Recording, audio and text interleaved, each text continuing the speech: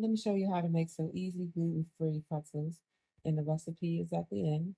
So I took some yeast and some warm water, some flour, salt, and some sugar. I mixed it around in my stand mixture with the dough hook. I added some oil on my kneaded dough, and I walked away for a few hours. Then I took it and twisted it up my way. It's not perfect, but it's my way. I placed it on a cookie sheet at about 425 degrees for about 10 to 12 minutes. Then I dipped it in some butter and I got real big back and I sprinkled some cinnamon and sugar over top. OMGG. Oh my gluten free goodness. Here's the recipe.